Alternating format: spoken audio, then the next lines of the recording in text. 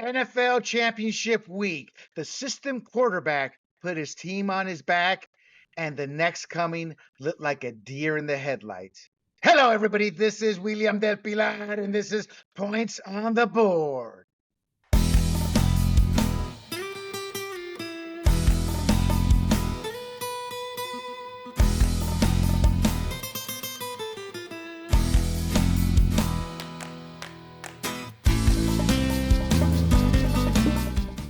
What's up, Big Campbell? Ed, how you What's up, doing? Campbell? How you doing, man? Dude, it was an exciting football week, wasn't it? Oh man, it was too close for comfort for me, man. I mean, both of those are both of my teams, the Niners and the Chiefs. And I got to tell you, man, the Chiefs showed up. I was like very impressed by how well they played against the Ravens. And the Niners, of Well, course, they gave me blood pressure. They gave everybody blood pressure issues this weekend because they just seem to be asleep at the wheel sometimes, and then they wake up. So anyway, but yeah, it was great. How about you? whoa, hold on. Dude, we're gonna talk about the game. But I'm doing well. Real quick, what did you think of Chase Young? You know, he didn't. I mean, he didn't do as much as I think everybody hoped that he would. He hasn't really shown up yet. Honestly, I mean, he's had glimpses, but hasn't really shown up. Dude, there's a lot of video on him going around the internet right now. He was as about a big a bum as you can get. I mean, he was just like a cheerleader, no tackling, no nothing, playing half-ass. Because I just assumed Chase Young, Ohio State, number 2 overall pick, coming from Washington, got to be pretty good. Right? And somebody tweeted, Chicago Bears fan, boy, I'm glad we got Montez Sweat and not Young. That's how bad he Yeah. looked. That's how he looked lazy Yeah. out there, like he didn't want to play. So it's a big hoopla. But anyway, we got a great show, everybody. I'm William Del Pilar with my good friend Eddie Aparicio here, and we got some NBA basketball. We're going to talk to All Stars.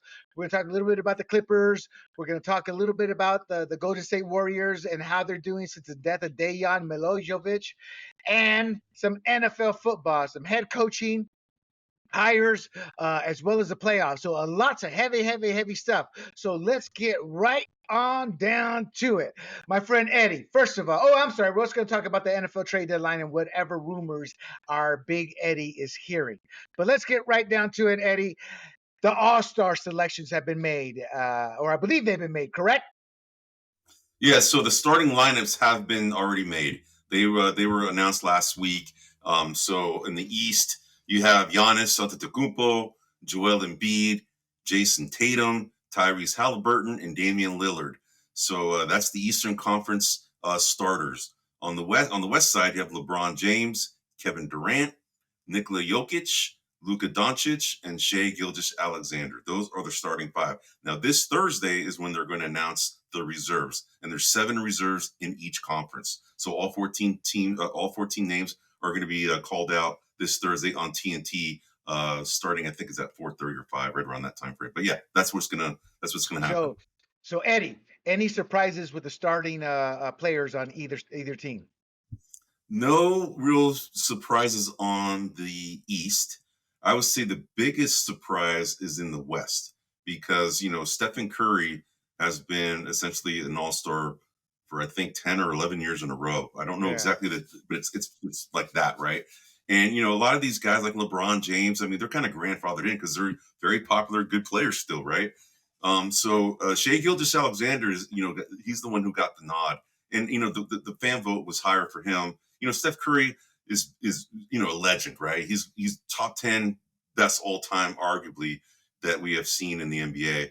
But the team has been struggling, and I think that's part of the reason why Stephen Curry wasn't being shown on ESPN or any of the sports outlets as much because the Warriors have been struggling. So Shea Gilgeous-Alexander, I think, deserves definitely recognition, but I think Stephen Curry, has proven that he should be one of these grandfather guys, just like LeBron James. I think he should have been there.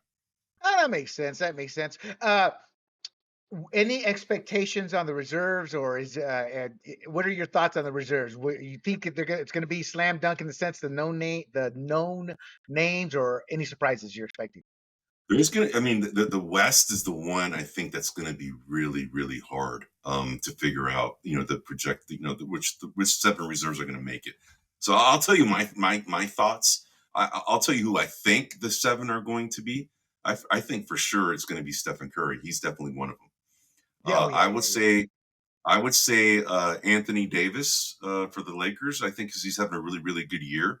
I'll say Kawhi Leonard because again the Clippers are doing really, really Mhm. good this year. Carl Anthony Towns for the Minnesota Timberwolves. I would say he definitely needs to be there just because the Timberwolves are the number one team in the West, so they need some representation, right? They also Right. have Anthony Edwards, also of the aforementioned Minnesota Timberwolves. I think he deserves to be on there. Devin Booker would be one that I think will probably get the nod for the Phoenix Suns. And the last one, I think, is going to be Victor Wembanyama. That guy's got a he's had a great he's having a great rookie year, and I think fans love this guy, and just the fact that he's doing so well, and just he's one of these like freak of nature type of athletes. He's so tall, so nimble, he could shoot. I think he's going to get in there. So I think those are the seven they're going to make. So, but you have other guys that I haven't named that could be snubbed. You have like James Harden, who's came for the to the Clippers. He's had a really really good season with the Clippers, and the Clippers are in the top three in the West. De'Aaron Fox for the Sacramento Kings. He's a guy that showed last year that he's a superstar in the rise, and the Sacramento Kings are a playoff team. Another person from the Sacramento Kings is the Demontis Sabonis. I think he's deserving to be one of the reserves. So these are guys that I think are going to get snubbed. These are guys that I'm calling out that probably going to get snubbed. The other ones that I called are the ones that I think are going to make it, but the guys that I'm calling out right now, I think are the ones that are getting snubbed. Paul George is another one I think could get a snub, and then the other one would be Chet Holmgren. Chet Holmgren is the other 7'2", 3" guy, just like Victor Wembanyama, same skill set. They're OKC's one of the top teams in the West, and they have Shea Gilgeous-Alexander already in the starting five. Chet Holmgren is probably deserving to be there, but I think he's going to get snubbed. The Yeah. last guy I'll tell you is the Houston Rockets, Alperen Sengun. He's a guy from Turkey, a center, rookie guy. He's actually second year. He's actually had a really, really good season. So those are the guys I think are going to get snubbed. It's going to be interesting to see, who's going to get called out. In the East, the guys that I think are going to make it, I think the projected reserves, in my opinion, are going to be Jaylen Brown of the Boston Celtics. I think he's going to going to be one of the ones. Paulo Banchero of the Orlando Magic. I think Mhm. he's going to make it. Julius Randle for the New York Knicks. I think he's going to make it. Jalen Brunson is another one I think is going to make it from the Knicks. Tyrese Maxey of the 76ers. I think he's going to make it. Donovan Mitchell of the Cleveland Cavaliers, I think, is also going to make it. Now, the one that's kind of questionable, and this is only because I think he's a really good player. He may not get it, but this is my call. I'm going to say Scotty Barnes of the Toronto Raptors. I think he's had a really, really good season. Even though the Raptors are not necessarily a playoff team right now, but they're playing a lot better than everybody thought, especially after they traded Pascal Siakam as well as OG Anunoby. And they're doing pretty good considering those big moves. And then the guys that I think are going to get snubbed in the East, the guys I just mentioned, I think are the ones that I project are going to get selected. But the guys I think are going to get snubbed, Jimmy Butler, I think for the Miami Heat, I think he may not make it. I don't think he played enough to warrant to be one of the reserves. Kristaps Porzingis of the Boston Celtics, I think he might get snubbed. There's a possibility he might get it over Scotty Barnes, but this is my call. I think Kristaps Porzingis is going to get snubbed. Bam Adebayo for the Miami Heat, I think he's going to get snubbed. Derek White for the Boston Celtics, I think he's another one that's going to get snubbed. And then I would say probably the last one would be Tyler Hero of the Miami Heat. I think he's going to get snubbed as well. So those are that's my call for this coming Thursday. The names are going to be called and the ones that are get snubbed. It's the thing with the NBA All Stars. It's actually I mean, there's more great players than there are slots. So a lot of deserving players get snubbed more so than other sports, I think. But yeah, okay. Real quick before we go on to the Clippers and how well they're doing, I saw an article. I didn't read it. I didn't have time, saying the NBA needs to do this to stop these high scorers. And I'm talking about obviously Joel Embiid with his 70 points. 70 But it came points. out of nowhere. It came out of nowhere for me to see. How do you pronounce his name? I always Luka uh, Doncic, uh, Doncic. He came in 70 points, and 73. uh, yeah, well, 73. Yeah. And what was funny was Victor when Bayama was guarding Joel Embiid, right? And Mm-hmm. then he did a shot block the next night against Chet Holmgren or dunked on him or something. And somebody says, yeah, that makes up for his 70 point. And I'm like, no, it doesn't. No No, way. it doesn't. No way. But but what's creating the opportunities for? I mean, this is literally back to back 70 points. I look, we are older, gentlemen. We're not young 20-year-olds. And when's the last time we saw something like this happen in NBA history? Like literally back to back nights of 70-point games. I don't think this ever happened. I mean, in the same night, you had Joel Embiid who scored 70 points, and then you had Karl Anthony Towns who scored 60 points. I don't think Yeah. that's ever happened in the NBA ever in the same night. And then, let alone a week apart, you have like 5 or 6 players that are 60 plus or more, in the last week. And it's crazy. The scoring right now is crazy. I But don't know why, what it Eddie? is. Say it again? Eddie, you got a job. You got to find out.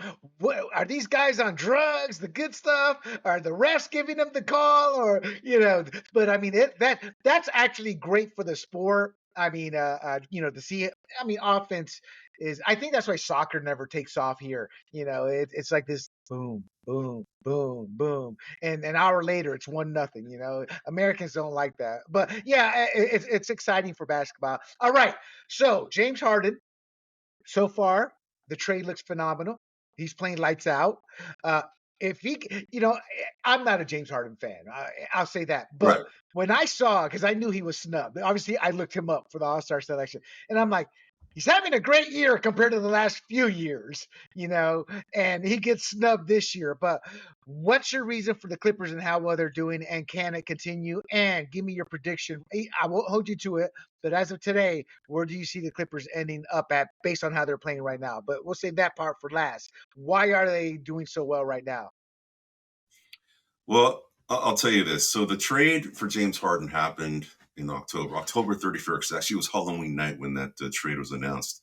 And then the very next game, the Clippers lost. Then the next 5 games after that, so they lost 6 games in a row with James Oh, Harden, that's right. right? That's right. That's right. Yeah, they Yeah. lost 6 games in a row. And then Toronto made this adjustment where, he had Russell Westbrook come off the bench and not start with James Harden. He brought him off the bench. And that adjustment seems to have made the team work. And since then, Yeah. the Clippers have gone 27-7 since that adjustment, 20 games above 500. It's ridiculous. Wow. They are the second team in the West, only 1 game behind both the Minnesota Timberwolves and the Oklahoma City Thunder. So they're essentially second right now because those 2 teams are tied.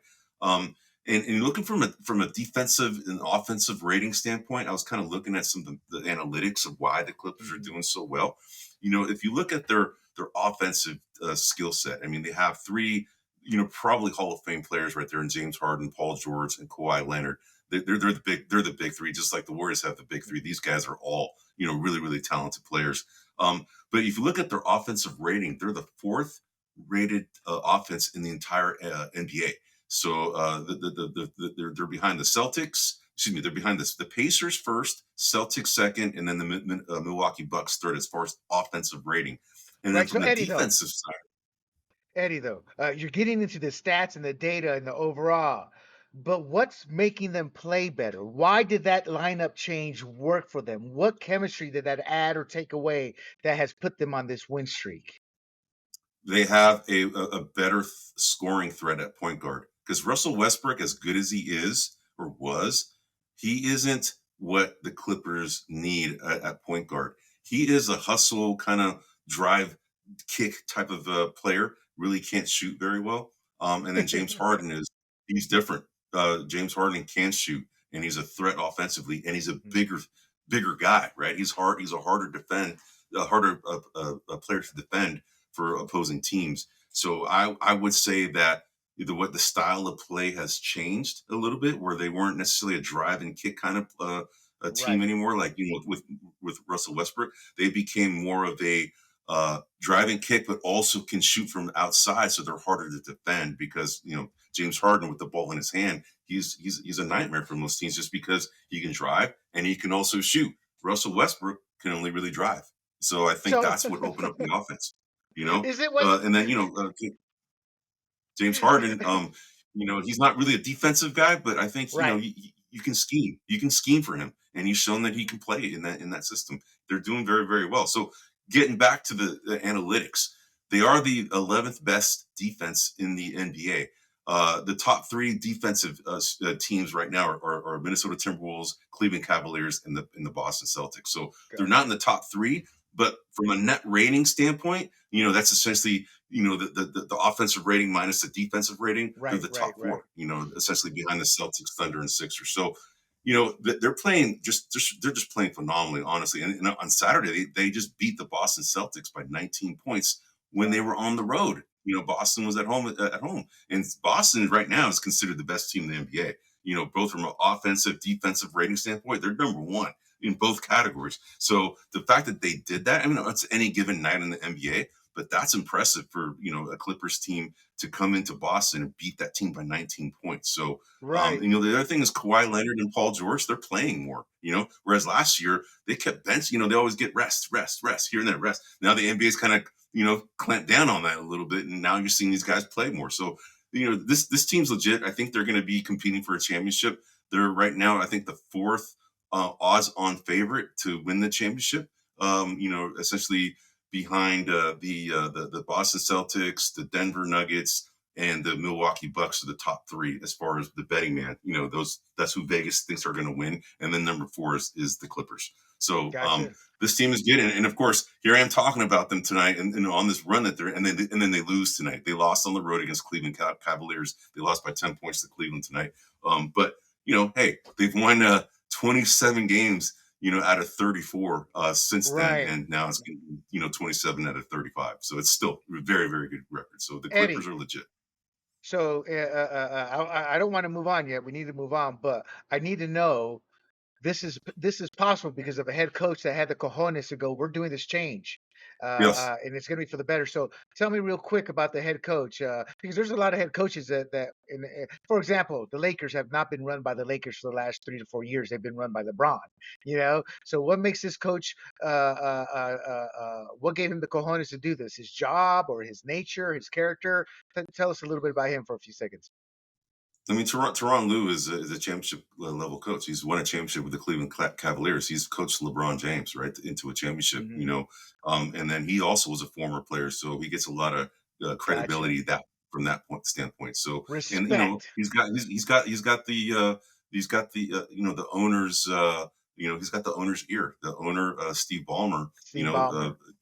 thinks very highly of Teron Lue, and he's endorsed him to be the guy, and for good reason. The guy's a good coach. He's a good X's and O's coach. He's won it before, and he's been a player. So right there, that's the reason. And finally, Russell Westbrook. We're talking about Westbrook, aren't we? Isn't that the name he Westbrook. hates? Yeah, Westbrook. To people out there, Eddie's not online. He's not on social media, but Eddie, that's all they called him last year. I guess when he was with the Lakers or 2 years ago, and it Yep. was driving him crazy. People were just typing Westbrook, Westbrook, Westbrook. But anyway, I just that's why I was chuckling earlier because the light bulb. Like, oh yeah, Westbrook. When you said he's not an offensive threat, I'm like Eddie just made an enemy. All right, okay, so let's move on. Let's talk the Golden State Warriors since the death of Dejan Milojevic, and you wanted to talk a little bit about that in terms of how the team's doing. Yeah, so prior to again, it's an unfortunate, tragic situation. What happened? The Warriors took a couple games off. They actually took 9 days. It was 9 days in between Wow. the game that they last played and then the game they played since his death. So they came back, played against Atlanta. That I think it was like last week, and they came out very inspired. They played very hard. I mean, it was. I don't know if you saw the ceremony that they did when for this guy Dejan Milojevic, but they had his family in the stands, his two kids and his wife.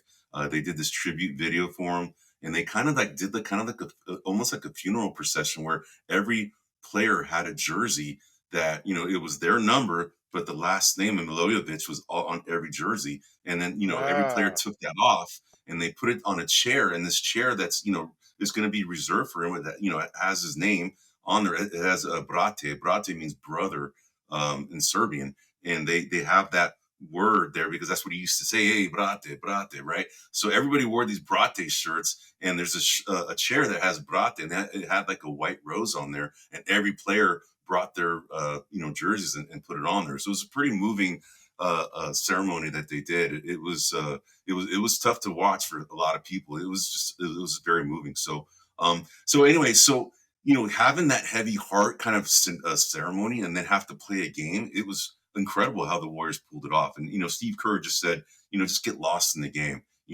This is what he would want you to do. So get lost in the game. And they showed up and they played well, right? So since then, like I said, the Warriors have been kind of dealing with, a lot of, turmoil. He had the suspension by, Draymond Green. He was suspended for, quite some time, missed a lot of time. I think he's missed more time than played games this year, honestly. But when he's out on the court, he's actually having a really good season. I mean, when he's playing arguably his best basketball. I mean, you could say it's pretty close to the very best that he's played right now. He's playing very, very well. But then you had, Andrew Wiggins, who's been kind of disappearing on and off, Oh but yeah, yeah, he's yeah. been playing, he's been playing very good in the last 3 games. Like this is the old Andrew Wiggins back. And then you have, of course, Curry, who's just lights out, and all the rookies have been playing. But the biggest emergence, in my opinion, has been Jonathan Kuminga. Jonathan Kuminga has emerged as a budding star in the league. I mean, the guy's athletic, freakishly athletic. He's 21 years old. He's just got a big, strong body, and he's able to, take people to the rack, and he can shoot decently. He's not like a great shooter, but this is what's happened is that the Warriors seem to have woken up. They won against Atlanta, but then they lost back-to-back heartbreakers, by 1 point to the Sacramento Kings. Then on Saturday night, they lost by 1 point to the Lakers, probably considered the best game in the season was on Saturday night against the Lakers and the Warriors. That was a ridiculous game. You had to watch it. If you haven't seen it, you should watch it because it was like unbelievable. You have LeBron James having a 40 point, or no, 30 something point triple double at age 39, right? It's incredible. And then Steph Curry scored 46 points. So it was just like a show. But this team is playing with a lot more energy. Steve Kerr's, after in a press conference after the game, pretty much said that, I believe in this team. I think that if we play like this, we're going to turn the season around. I trust this team. It almost kind of gave the message that they don't want to make a trade. Like he wants to keep this group together because they just haven't played enough together, right? They have to get, gelling. They have to gel together, play more. But the trade deadline's coming up here, in about 10 days now, right? And so it's going to be interesting to see what happens because, we're going to see tomorrow when they play the 76ers, a big, strong team with Joel Embiid. If they are able to compete and maybe even win, I don't think they're going to make any trades because I think that Right. they're starting to get some rhythm and playing well together. So anyway, that's what I wanted to point out about the Warriors. The Warriors are still, a hot topic because they're, they've won the, 4 championships in the last 6 years. So, Right. or actually not 6 years, the last 10 years. So, they're still relevant, and they're a very Oh, popular team. Eddie, So that's Eddie. what we're thinking about. So As long as they have Steph Curry and Draymond Green, they'll always be relevant. Steph Curry in the good way, Draymond Green in the news way. But right, yeah. As far as Dayon, it's kind of sad, and with all the vaccine talk and all this, he had a heart attack. He was vaxxed. I'm glad to see people are recognizing him as an individual and not as part of this conspiracy theory. Because at the end of the day, because I'm a believer in the fact that the vaccine is killing people, but yeah, at the end of the absolutely, day, these men and women who are passing for whatever reason, because we'll never find out the truth, they have families. They have loved ones, and we can never forget that because it's a friend of mine just passed away, my podcast co-host for my yeah. political show. So I'm you sorry just about that. never know when your time is going to come. So for all the conspiracy theorists, I get it. I become part of it, but just remember these people have families, so don't besmirch their name. So good for him and good for the Warriors that they're using this in a positive way. And some people are going to go, it's only a game. It's not the fact that it's a game; it's how somebody can inspire others in Right. their own way. So good for him. All right, let's segue to that real quick. Let's take a couple minutes. What's the latest you're hearing on the trade rumor front, Eddie? Nothing's really changed on that front, since the last time we spoke. It's been kind of somewhat quiet, honestly. I think a lot of calls are being made. A lot of, people are speculating, that, certain guys are going to be moving to certain teams. But right now, it's been kind of quieter than I anticipated. So I would say that, it started out with a bang with Pascal Siakam, OG Anunoby getting traded. Then you had Terry Rozier. That was one of the names that I pointed out. In our last podcast that I think would be traded, and he did. He went to the Miami Heat. So you're going to see, I think, more and more here probably evolve in the next week. Right before the trade deadline. And like I said, it's about 10 days away from now. So I would say we're probably gonna have a lot more rumors to talk about. Probably in the next podcast next week. So it's been pretty quiet, other than those three moves. So I don't want to speculate more, other than what we've already talked about. Some of those names from last time. There's going to be some trades. I would say probably maybe about 6 or 7 more, in my opinion, are going to happen in the next week. There's already been 3. I think my call is about 10. So I think that's what's going to happen in the next week. You're going to see it happen in about, I think 7 more moves are going to happen next week. So what we're gonna have to do is dedicate a full show to breaking the teams down and doing a reset after all these trades. How do you, Sure. after the reset and all the trades, where does Eddie Aparicio see the top teams in the playoffs? All right, and that closes out our basketball segment. I like that, efficient, insightful, and touching. 2 Latino machismo men. We can be very touching and compassionate. Let's get on Yeah. over to another topic. America's game, America's pastime. And no, I'm not talking about that pathetically slow moving game called baseball. I'm talking about football. It was championship week, Eddie. Before we get to championship week, I want to take 5 minutes to talk about the coaching changes. I'm going to run down the one. We're not going to talk about the Raiders because they hired Antonio Pierce a couple weeks ago. The Titans hired the Bengals offensive coordinator, Brian Callahan, the son of Bill Callahan, former NFL coach, one of the best offensive line coaches in our generation, in our lifetime. The one thing I will say about Brian Callahan, he didn't call the plays in Cincinnati. Zach Taylor did. So he got the job without actually doing the job. I'm not a big fan of players like that, but he's got pedigree and he's got the resume. The New England Patriots, as we talked about, Gerard Mayo, 37 years old, became the youngest coach. Now, let's talk about the new hires. Raheem Morris. I don't know if you remember, Eddie, last week. I say this poor guy, he's become the minority, the black guy who all the teams want to interview to fulfill the Rooney Rule. And I'm Yeah. not a fan of his only because of his record.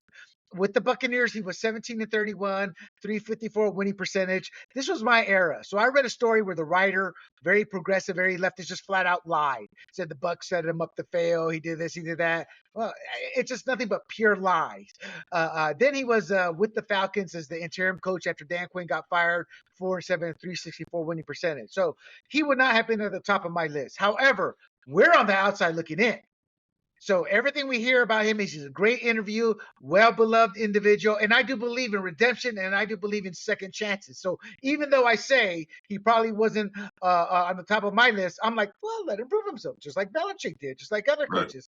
And he's young, and if he's so well liked, he's going to have an opportunity. My only concern, Eddie, is Arthur Blank. Arthur Blank is seen as one of the nicer owners, one of the more compassionate owners with his players, with the community. Everybody loves him. But it doesn't matter. A meddling owner is still a meddling owner, and he tends to meddle. And when owners meddle, you get what you get with the Atlanta Falcons. And Right. the reason I bring that up is Raheem Morris and the general manager, they're going to answer to Arthur Blank, not the CEO, Rich McKay. And to me, when the owner starts to meddle in that way, that's not good for the coach.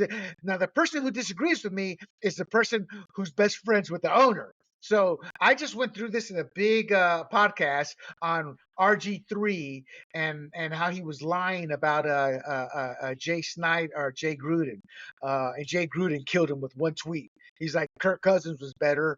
The Browns didn't want you, neither did the Ravens, and that kind of ended it because it was what you call an ugly truth. But my point is RG3 aligned himself with Dan Snyder and got Shanahan fired. So that's the problem with meddling owners. They have too much power and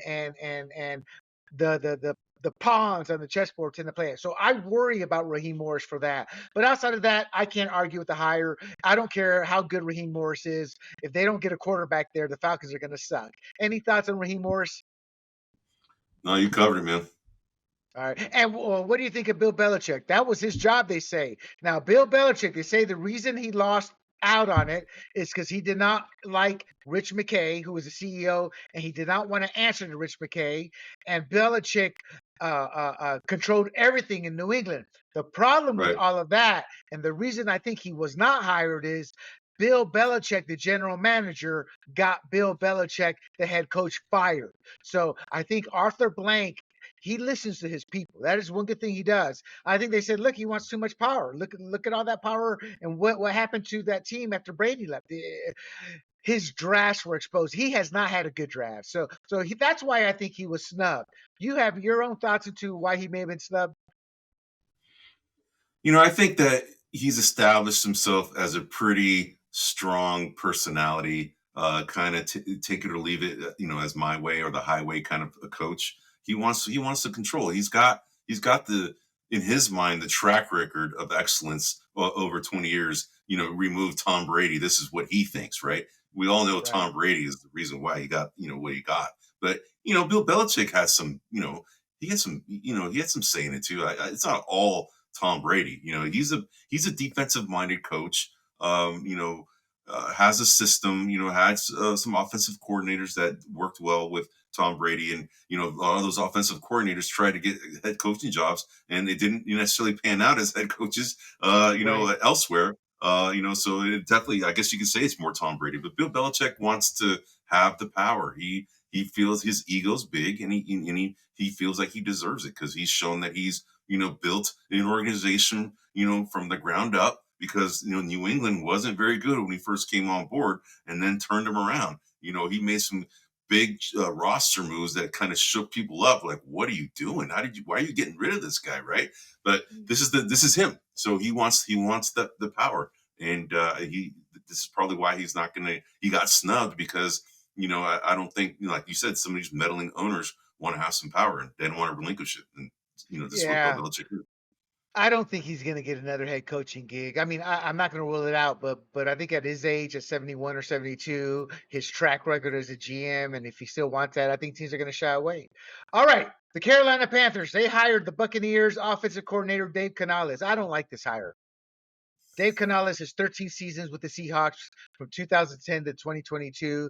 He started out as a quality control coach. Then his pedigree came up through the quarterbacks ranks, quarterbacks coach, then receivers coach, then a passing game coordinator, and then he became the Buccaneers offensive coordinator. I wasn't impressed with the Bucks. Look, Baker Mayfield did a great job, but they were in the weak conference. It's not like they were Right. lighting everything up and they were competing against the Niners or the Cowboys or the Eagles. No, they were in the worst division of football. So I think Dave Canales got this job because he has ties with Dan Morgan, who is the general manager, the president of football operations for the Panthers. He's a new hire too. They worked for 8 seasons in Seattle, but I also think he was one of the few candidates who wanted the job. Now there is never a job that somebody does not want in the NFL because those are very prestigious jobs, no matter how bad the owner. But I think Right. any head coach that can become a Bill Belichick, a Bill Parcells, a Tom Landry, a head coach like that who has that potential. None of them wanted this job because David Tepper is arguably the next Dan Snyder.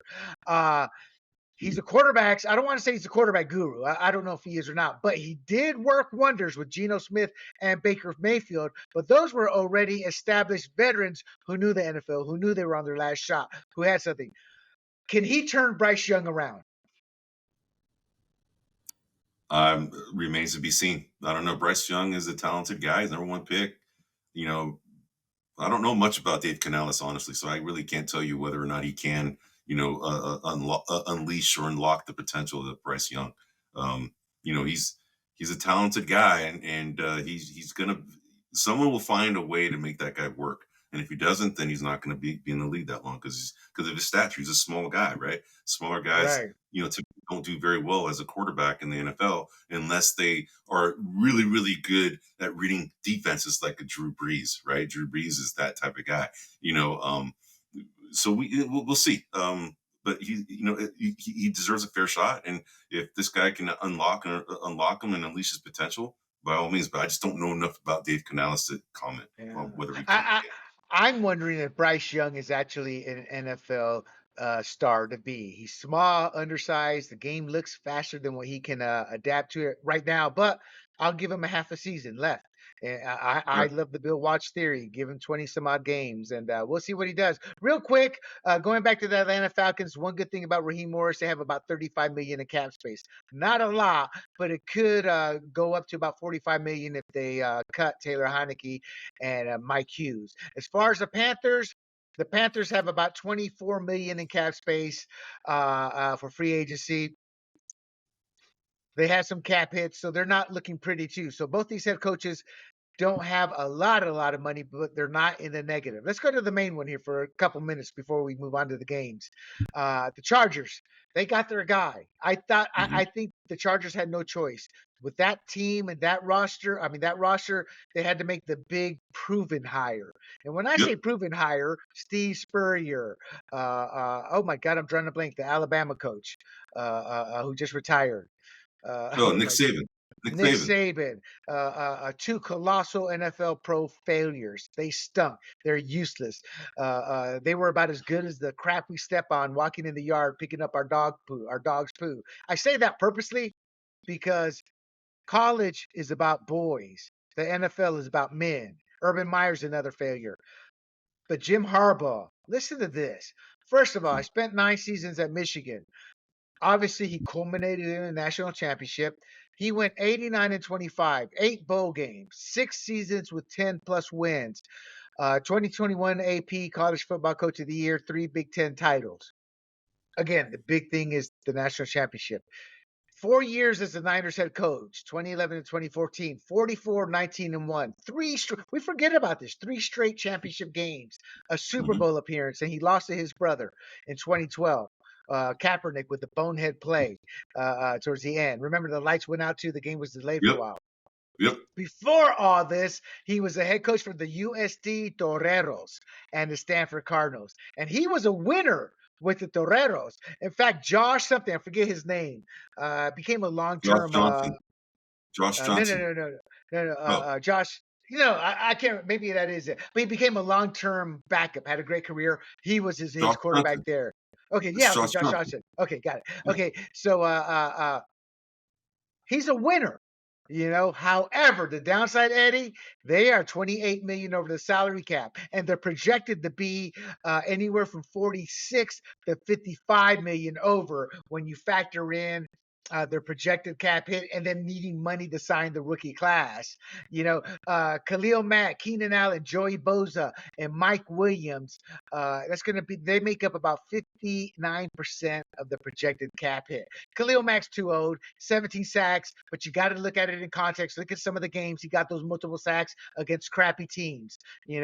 I just say, look at Von Miller in Buffalo. I think he had no sacks this year. All he was a salary cap waste for the Bills. Joey Bosa, I think he's got like 14 games in 2 seasons. Mike Williams, ACL tear. Keenan Right. Allen, he's going to be 32 years old. I If that's me, I'm looking to get a clean slate. Whack them all. Trade them if you can. Get the draft picks. Build the team you want. I don't know what they're going to do, though. What are your thoughts?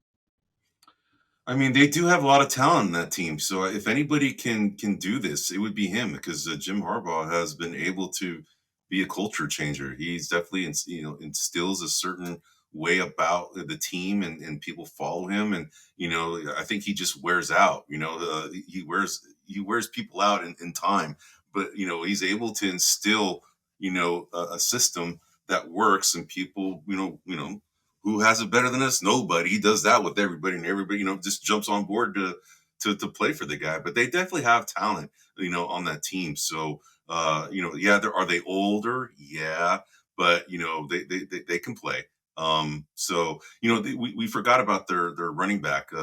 Their running back is also good. Austin Eckler. Austin Eckler is a pretty Well, good he's old. He's running. old though. He's He's old, 28 or but he's not. I mean, 29. he's not ridiculously old, but he's like,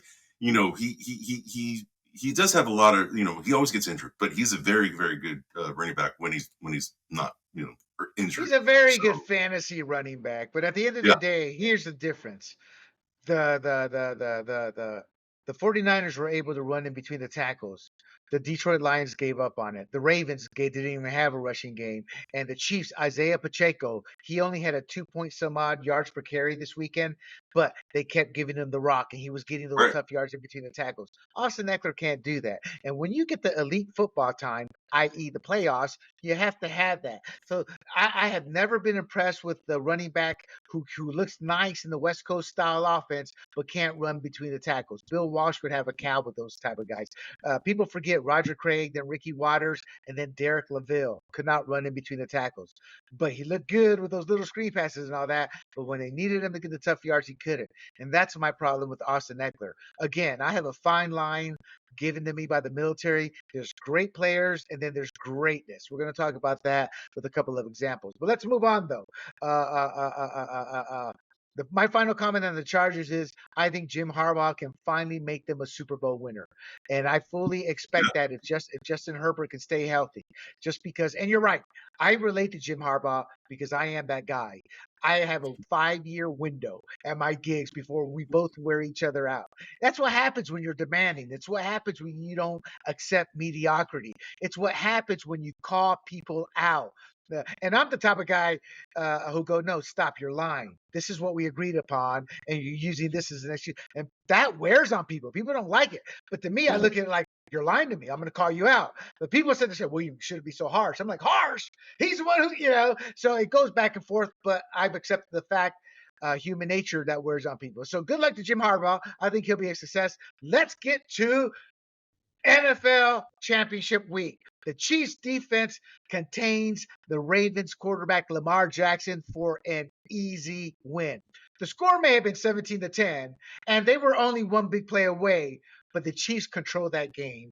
And I think the knock on Lamar Jackson, and we talked about this all season long, is his big test is in the playoffs. Can he get past the hump? And remember last week, I told you some people were saying, well, he got past the hump. He got past the first round. I'm like, no, he's got to get to the Super Bowl. Sure enough, all the negative talk is on Lamar Jackson. Let me give you some key points here, and I want to get your take. Obviously, and to the audience out there, Eddie and I have been talking about the defense, how the Chiefs are a different team, how the Bills were a different team versus their all-star gunslinging quarterbacks, how the defense and the rushing attack. I read an article, I want to say it was on NFL.com, and nobody talked about the defense of the Chiefs, for the last couple of weeks, so it was a surprise. I'm like, what the hell are you talking about, fool?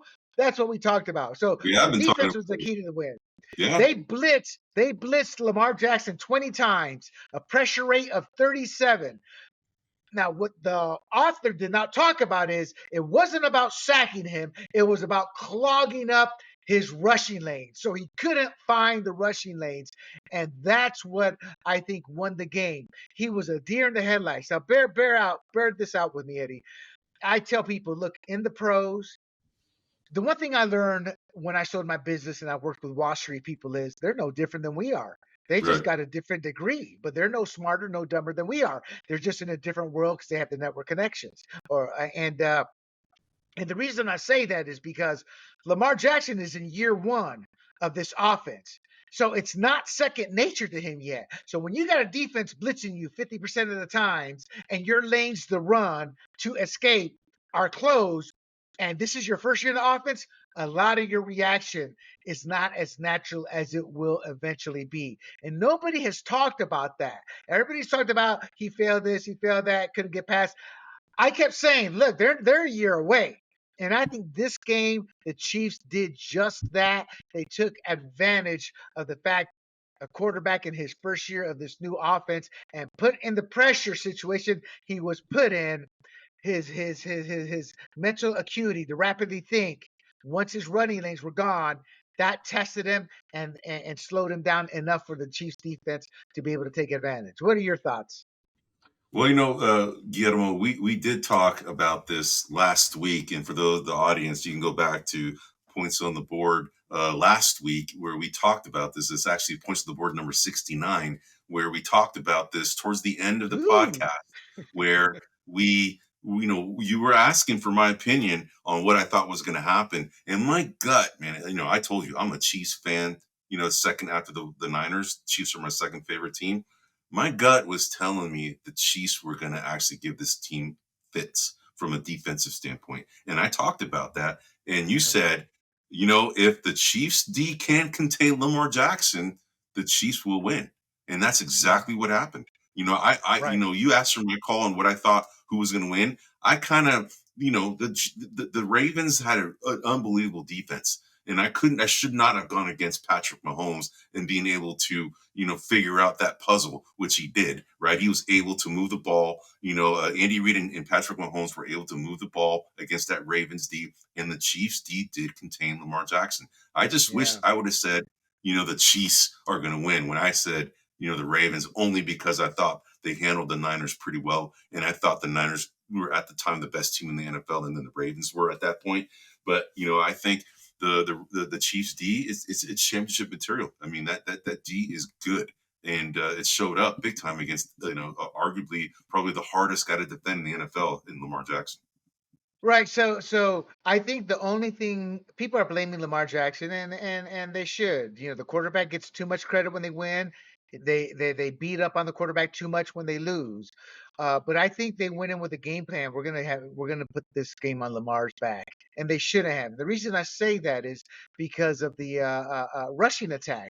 And I have it here right now. So the Ravens have pounded the ball all season, Eddie, and that's how they run up the score because that rushing attack just wears that defense down, and eventually a game that's 24-17 becomes 35-17. Just because of the rushing Right, attack, the pounding. So they averaged 31 and a half rush attempts in the season. Their last three games, they averaged 27.7. Uh, uh, uh, and now, granted, they had some of their backups playing the final game of the season. And once you get into the playoffs, it's stiffer competition. But in this week, they only had 16 attempts. So that was about a right, 10 rush attempt drop. right. Now, some of Yeah, it's because they were behind at the end; they had to throw. right. But it seems like they wanted Lamar Jackson to win this game, and I think they did the opposite by doing that. By putting it in Lamar's hands to win, they cost themselves a game because they didn't let the rushing attack run loose. What are your thoughts on that? No, I mean, I think you're right. I mean, they made Lamar Jackson work. The Chiefs did. They weren't able to establish that running game, because Lamar Jackson is about 80% of the running game. They took away his running lanes and they forced him to become this, new pocket passer, right? This new and improved pocket passer, and it shows that he still needs some. There's room for improvement there. He still is learning to work in this new concept of being a pocket passer when he historically hasn't really been that. And this was this first year where he really established that. And the Chiefs wanted, they said, okay, prove it to us that you're a pocket passer. We're going to take away your running lanes. And that's, I think, what you saw is that he's still not there yet. Right. And speaking of the running lanes with the rushing, so the Ravens during the season averaged about 156 yards per game, the regular season. Their last three games, 139. Now, again, their last two games were playoff teams. It's a lot stiffer, the Yeah. competition, and Yep. their final game was with backup. So that's a drop of about 20 yards. That said, they only had 81 yards, and people are saying that they're blaming the offensive coordinator. Like, yeah, you can give some of the blame, but I'm kind of getting sick and tired of going on social media. Nobody wants to give the Chiefs defense credit for the fact they only had Right. 81 yards per game. They shut that rushing attack down, and they also owned the time of possession, 37 minutes 30 seconds to 22 minutes 30 seconds. The Chiefs sacked Lamar Jackson four times. Their third down efficiency was a pathetic 27%. They turned the ball over three times. One of his passes was thrown into triple coverage. That was my dude looks like a deer with the headlights on him. Hmm. Hmm. And Trident Travis Kelsey showed up. They couldn't stop Travis Kelsey, and that was a Oh, he big was reason a the Chiefs monster. won. Yeah, Yep. he went 11 He- for 116 yards, a touchdown on 11 targets. So Lamar Jackson is now 2-4 in the playoffs. No Super Bowl. Stephen A. Smith, he choked, which is I think kind of rough, but in technicality, it's true. But the way he said it is if it's all on him, and it wasn't. He Uh, wasn't. the I the agree. Ravens are built to win now. Here's what people don't realize. This is when I get angry. I'm like, this is why I'm freaking good. the Browns, I'm saying the Browns, the Ravens. I'm like Chiefs, Browns, the Ravens are built to win now because Lamar Jackson, up until this year, was on a contract that did not hurt their salary cap. He's got a big time contract now, and his new contract carries cap numbers anywhere from 32 to 75 million over the next 4 seasons. So now they don't have the luxury of this great super defense. They're going to start losing players. They're not going to have Right. depth. So they may have missed their window. Now, that doesn't mean they can't win the Super Bowl, but I'm saying this may have been their best shot to win it, all things equal. And so that's something that I'm concerned about. And we're going to see how he develops. We're going to sit there and see if he can overcome and become a drop back passer. Now, Eddie, you haven't heard my podcast, but I talked about this with Robert Griffin III when he was going after Jay Gruden and it backfired on him. Uh, he got Shanahan fired because he says, I'm a drop back quarterback. I'm like, no. Shanahan would say, no, you're a read option quarterback. You're uncomfortable in the pocket and drop back. And that's what we saw out of Lamar. And the reason I bring that up is RG3 was like, no, I'm gonna be my year one rookie year. I was a read option quarterback, but now I'm a drop back. It doesn't work that way. It takes Right. time, and we're seeing that with Lamar. For Final sure. comments on the Ravens and the Chiefs in regards to the game. I'm glad that my Chiefs won. And There we go. they showed up with that D that we've been talking about for a few weeks. And this upcoming Super Bowl is going to be, I think, a low scoring affair between both teams because they both There have good you go. defense. Although the Niners And, D is questionable right now. and Anyway. and and we'll break the game down next week. Next week, I just want to talk about it because we have a Yeah, no, 2 week gap here. Yeah. just So no, telling you. just for the audience, we're gonna break that Yeah, down next week. But let's go to the big game because the Chiefs game was exciting, but it was kind of like pretty steady. It wasn't like ups and downs, ups and downs. right. The Niners Lions game, boy, that was like that had you on the edge of your seats. And I don't know Absolutely. why, but it seemed like the crowd was louder there than it was for the Ravens game. But exciting game. Uh, I think Brock Purdy showed up. I told you last week this has become a big race issue with a lot of African Americans hating on Brock Purdy for whatever reason. But it was a flip of the switch. Brock Purdy put the team on his back. Absolutely. A game manager does not scramble and run for the first down. A game manager does not fight and rip himself loose from a potential sack and get a first down. A game manager does not start running with the ball then throw it when what you're thinking is going to be an interception, and the receiver makes a great leap to catch it. Brock Purdy put that team on his back, and he came away proving his counters wrong. And the reason I say that is Ryan Clark, Shannon Sharp, a bunch of these people who were arguing against him and all over Lamar, and they were directly comparing the two, hating on Purdy and saying how Lamar doesn't get any love. They flipped the script. They're all now showing love to Brock Purdy. And I think this love should have been shown to Brock Purdy the whole time because many systems, whether Green Bay, whether San Francisco, whether New England, as we saw with Brady, you get the quarterback that follows them. Just because they're in the system doesn't mean they're going to succeed. You're a 49ers fan. Remember Jim Druckenmiller? He's Yeah. going to inherit the team. He was a boss. So my point is they put a lot of hate, just to hate, on Brock Purdy and calling him assistant quarterback. It was the easy way to hate on him, the easy way to legitimize he's just an average guy. At the end of the day, Joe Montana was an average guy who won 3 Super Bowls. Right. So Right. what did you think of Brock Purdy before we get into the numbers this game? Brock Purdy, I think we are seeing potentially the second coming of a Joe Montana like type player. And I would say maybe even a Tom Brady. She just has that it factor.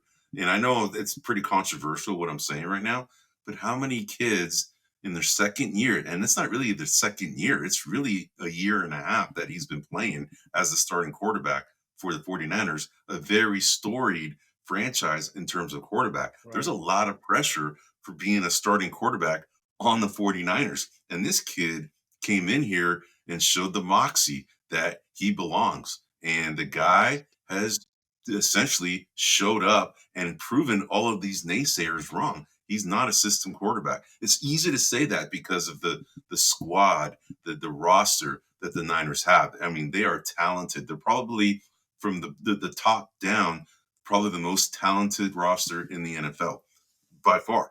I think they have, 7 all pros on that team. So they are just stacked. So it's easy to go ahead and say that he's a system quarterback because of all the talent the Niners have. But the one thing that they were knocking on him is that they haven't seen Brock Purdy come back from behind and carry a team. Well, he just did it in probably the biggest game of his career when the Niners desperately needed somebody like him to take them and bring them forward because they were down 17 points and it was looking pretty bleak. And they found a way to do it and turn it around at halftime. Who knows what was said at halftime, what happened, but this team turned around. They woke up and they showed up. And it's because mostly in part because of Brock Purdy. Now, give the Lions credit because even Kyle Shanahan said when they came out in the second half, he's like, "We got to do it," and then he's like, "And we get a field goal." He's like, "Oh boy, this could be hard," And yet then they exploded, and Brock Purdy was the key to that. I mean, he scrambled out of the sack, threw that dart to fullback Kyle. How do you say his name? Use check. I mean, and that's pretty nimble for a big bulky fullback to make the catches he did. Purdy went 5 for 48. 9.6 yards per carry. He made critical plays with his legs. Now, I wrote down in my notes, won the game with under 5 minutes left and scrambled for a critical first down. I'm not going to say he won the game for them, but that was a first down that kind of was one of the nails in the coffin for the Lions. And Purdy, and he did not slide. He goes, I want every damn yard, and dove, So he doesn't benefit from the Niners and the players around him. They benefit one another. They're like a yin and yang. Everybody wants to make it like, he benefits from that team. No, they feed off each other. He makes the players around him better, and the players around him and the schemes make him better. So he showed he can be a playmaker. He overcame himself.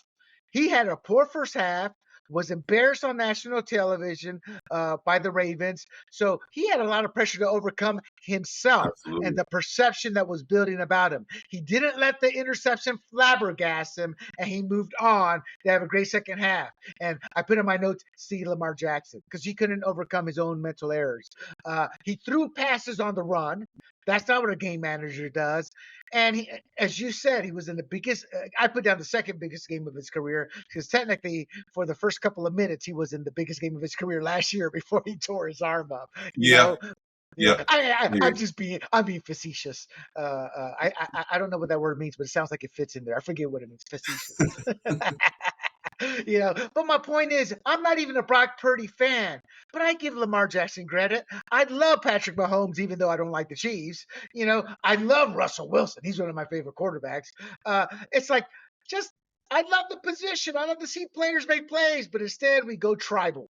Got to look at it from a stupid perspective. So I'm happy for Purdy, not because he's an Anglo quarterback who proved his naysayers wrong. It's because he's living the American dream. We all grow up wanting to be Brock Purdy, Lamar Jackson, Russell Wilson, all these great players. So that's why I rooted for him. Look, now, before we close it out here, in the next few minutes, let's talk about the Lions and the controversy. First of all, the Lions struggle with fundamentals with some poor tackling. That said, Chase Young, boy, he looked like the Lions the way he was standing around for the 49ers, but that's neither here nor there. The Lions struggle with fundamentals. They struggle with mental errors, that punt where the guy stepped into the end zone when they had him at the 1 or 2 yard line, the drop passes. They struggle with themselves. They put their pride ahead of common sense. And let's get to the fourth down decisions. Look, I'm an analytics guy. My company was directly responsible for helping make analytics a key point now in today's game. Analytics are part of your tactics where you implement your strategy. Analytics are part of the tactics used to implement the strategy. All these freaking couch potato morons, well, it's 0.2% says this play works every time. No, there's also the gaming context. Dan Campbell could have kicked the field goal and made it a 3-score game. Do you know? And these armchair quarterbacks who never play sports, who their only sport they play is Madden, 4th and 50, and they throw a pass. That is how their minds work. In the context of an actual game, a team that is down 3 scores with only a quarter and a half, that is morally deflating. You For know, sure. uh, For uh, sure. uh, so I don't agree with Dan Campbell's.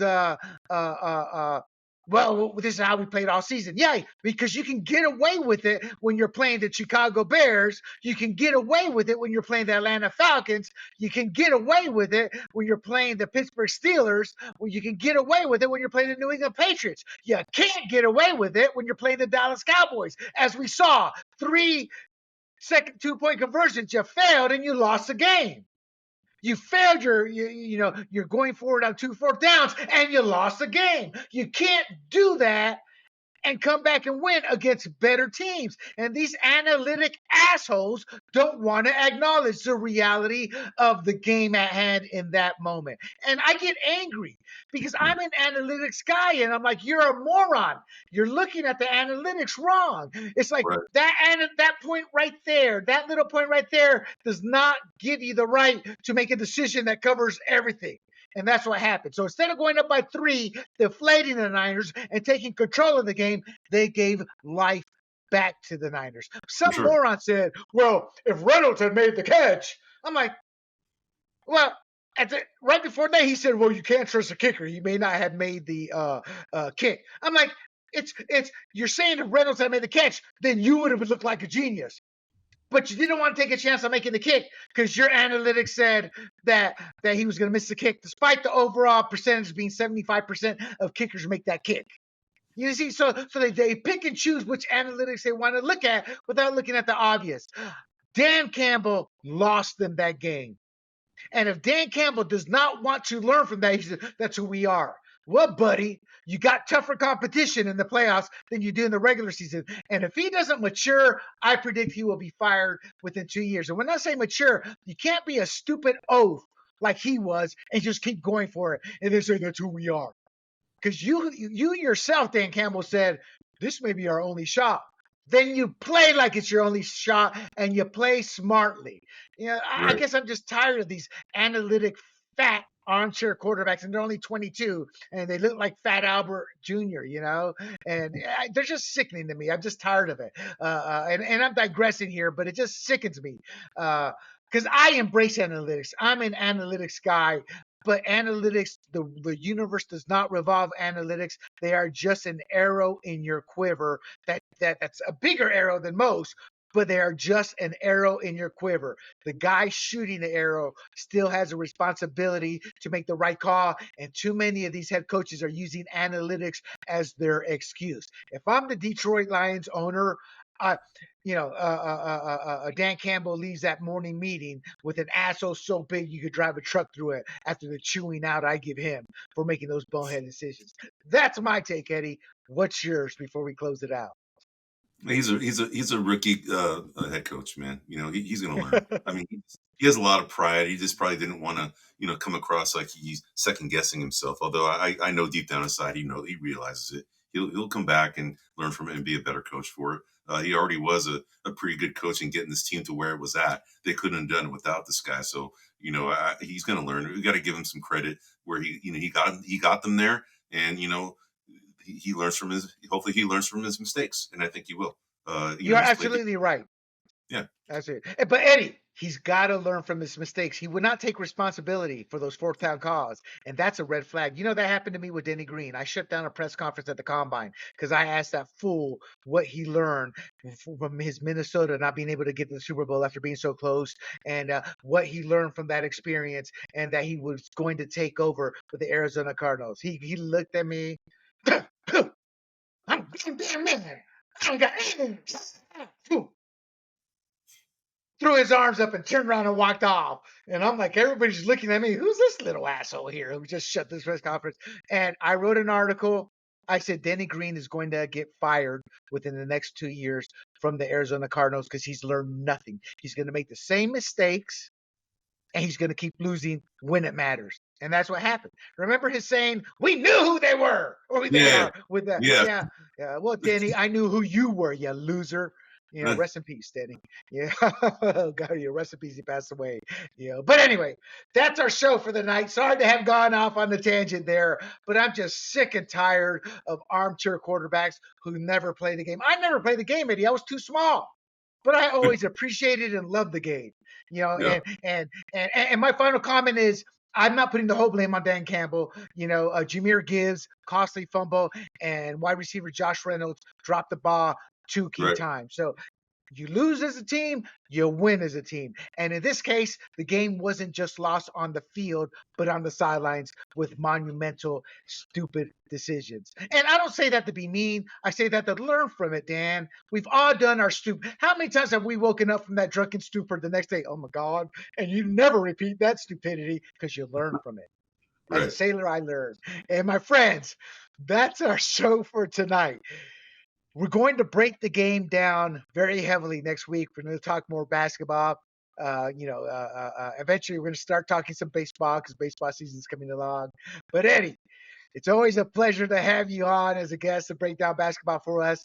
And to America and the rest of the world, do not forget, you can go to grumblingsmedia.com for this podcast, our political podcast, and our entertainment podcast.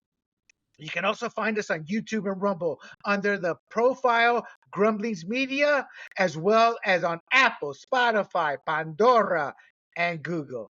Until next time, my friends, Eddie and I bid you adieu. Hey everybody, this is Big John from Grumblings Media, and I just want to say thank you for watching our content. If you want to support our efforts here at Grumblings Media, just smash the subscribe button right here, totally free, or just go ahead and consume more of our great content. Click either one of these 2 boxes.